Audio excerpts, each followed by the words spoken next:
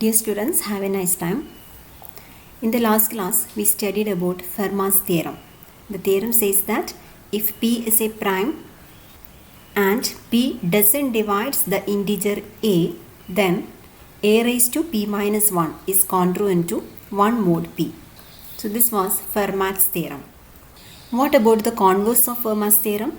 That is, suppose we have integers a and p satisfying the relation a raised to p minus 1 is congruent to 1 mod p.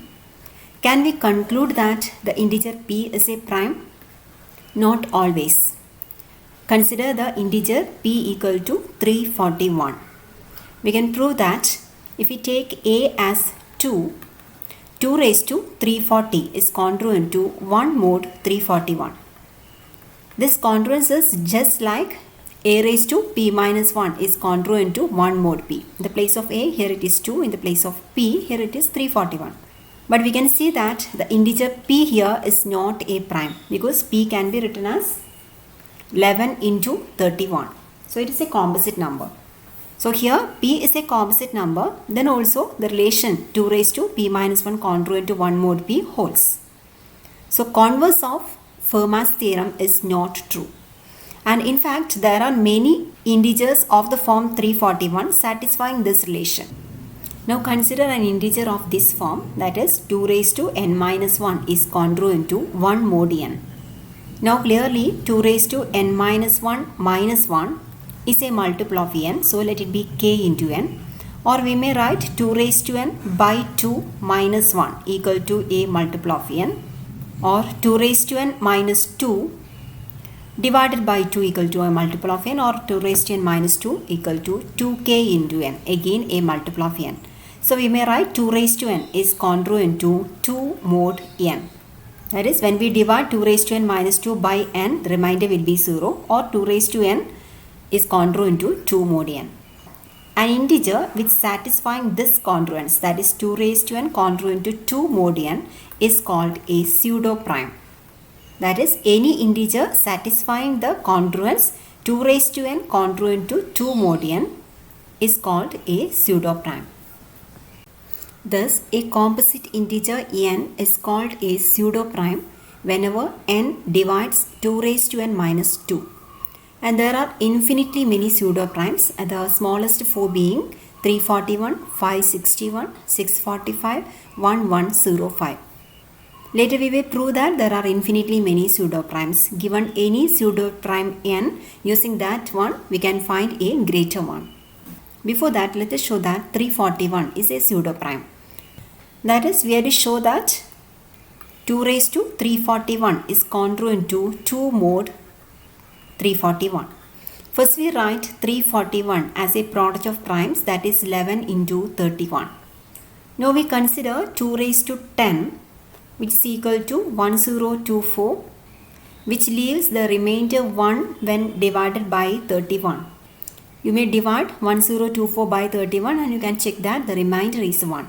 So 2 raised to 10 is congruent to 1 mod 31. So this is congruence 1. Therefore, 2 raised to 11 is congruent to 2 mod 31.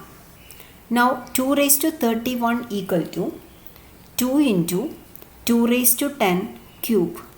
So this is 2 raised to 10 into 3 is 30 plus 1 is 31. So 2 raised to 31 may be written as 2 into 2 raised to 10 whole cube.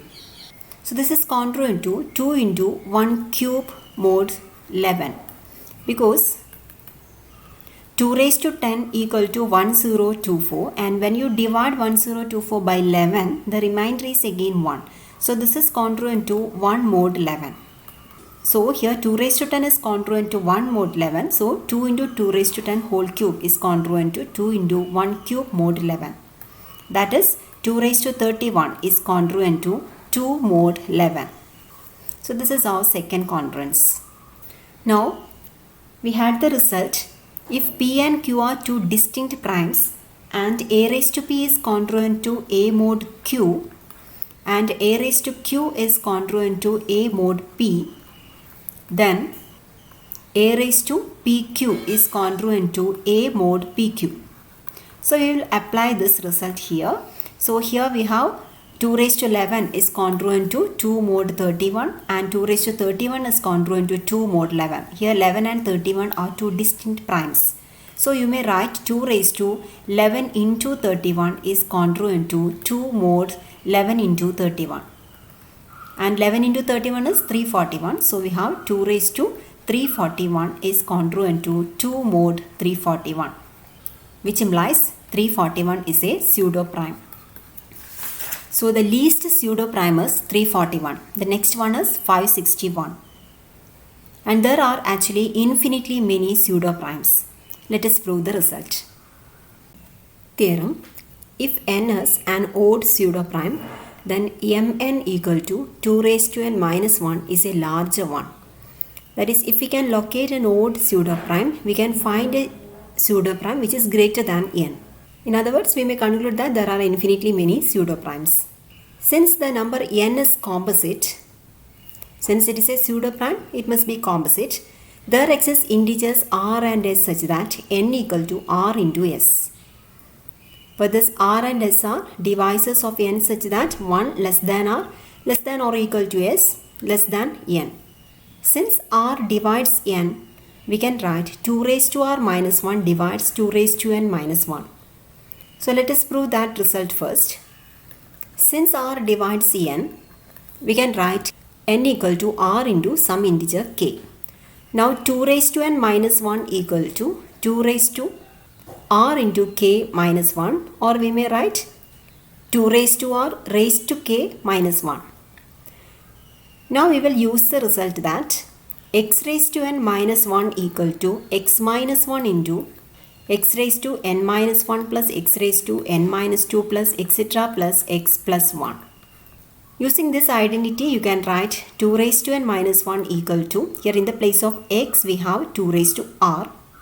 So we have 2 raised to r minus 1 into 2 raised to r raised to k minus 1, that is 2 raised to r into k minus 1 plus 2 raised to r into k minus 2 plus etc. plus 2 plus 1.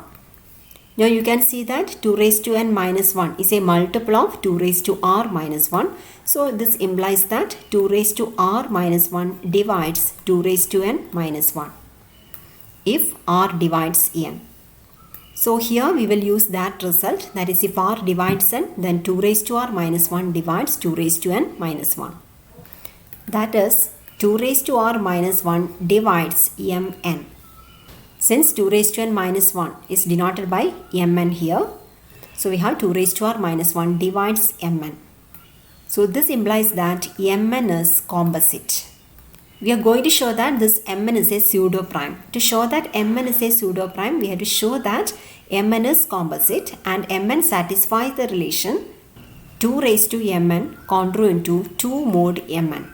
Now it is enough to show that 2 raised to mn is congruent to 2 mod mn. Then we can conclude that mn is a pseudo prime.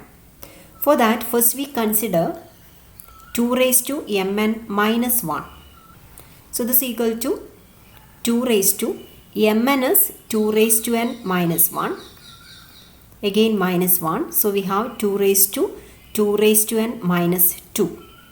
Now since n is a pseudo prime, 2 raised to n minus 2 is congruent to 0 mod n. That is, 2 raised to n is congruent to 2 mod n. Therefore 2 raised to n minus 2 equal to a multiple of n. So let it be some k into n. Then 1 implies that 2 raised to mn minus 1 equal to 2 raised to kn. Now we consider 2 raised to mn minus 1 minus 1.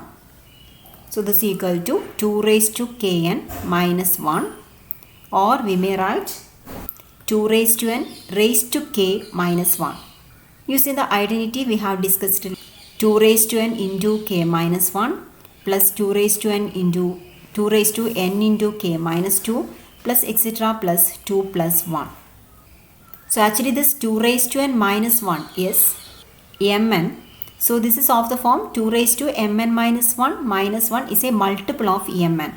So this implies that mn divides 2 raised to mn minus 1 minus 1. That is, 2 raised to mn minus 1 is a multiple of mn. So let it be some L into Mn, where L is an integer. Now we have 2 raised to Mn minus 1 can be written as 2 raised to Mn by 2 minus 1. So this is equal to L into Mn. Or 2 raised to Mn minus 2 divided by 2 equal to L into Mn. That is 2 raised to Mn minus 2 is again a multiple of Mn. So this is 2L into Mn. Therefore 2 raised to Mn minus 2 is congruent to 0 mod Mn. Or we may conclude that 2 raised to Mn is congruent to 2 mod Mn. Hence Mn is composite and also Mn satisfies this relation 2 raised to Mn congruent to 2 mod Mn. So this implies that Mn is a pseudo prime. So given an odd pseudo prime n, we can construct another pseudo prime Mn which is greater than n. So there are infinitely many pseudo primes. Now a composite number n for which a raised to n is congruent to a mod n is called a pseudo prime to the base a.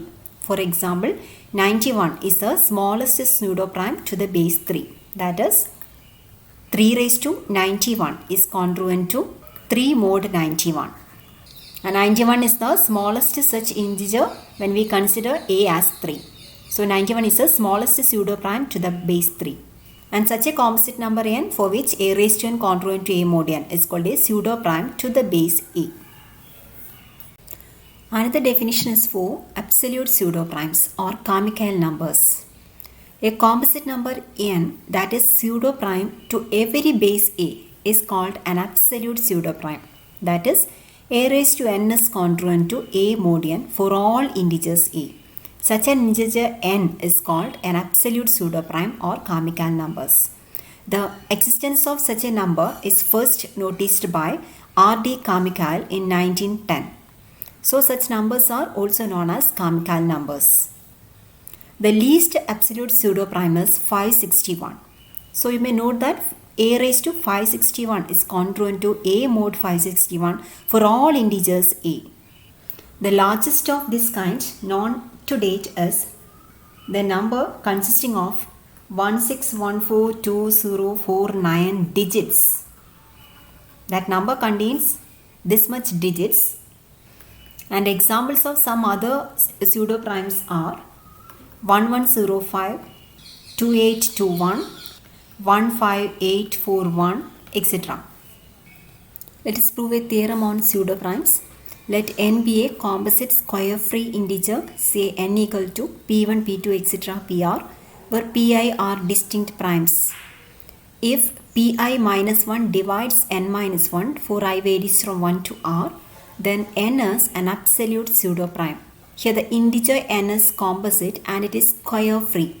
The integers is square free means that it is not divisible by square of any integer. That is, there is no prime p such that p square divides n. In other words, p square doesn't divide n for any prime p. So if we write n as a product of primes, it will be of the form n equal to p1 into p2 into etc. into pr, where all these primes are distinct. And here the condition is if pi minus 1 divides n minus 1 for I varies from 1 to r, then we are to show that n is an absolute pseudo prime. It is given that n is a composite number, so it is enough to show that n satisfies the congruence relation a raised to n is congruent to a mod n for any integer a. To prove the theorem, first we suppose the most crucial case, that is a is an integer satisfying GCD of an equal to 1. If we prove this case, then clearly the result is true for all integers n. So we consider an integer a such that GCD of a and n equal to 1. Since n equal to p1, p2, etc. pr, we may conclude that GCD of a and pi equal to 1, where I varies from 1 to etc. r. So we can apply Fermat's theorem here.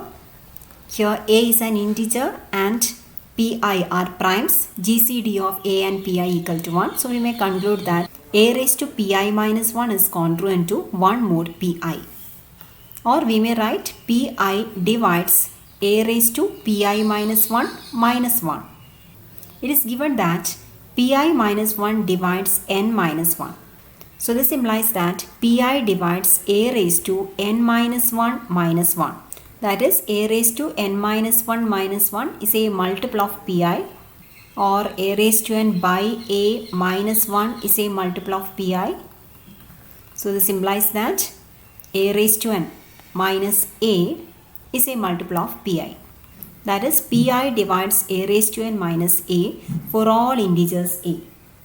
Now p1, p2, etc. pr are all distinct primes. So GCD of pi and pj equal to 1, where I comma j varies from 1 to etc. r, and I not equal to j. If pi and pj are distinct primes in the product p1, p2, etc. pr, then the GCD of pi and pj equal to 1. We have the result if a divides c and b divides c, and if GCD of a and b equal to 1, then we can conclude that a into b divides c. Using that result, we may write p1 into p2 into etc. into pr divides a raised to n minus a. That is, n divides a raised to n minus a. In other words, a raised to n is congruent to a mod n, which implies n is an absolute pseudo prime. Now let us stop the class here. In the next class, we will discuss Wilson's theorem.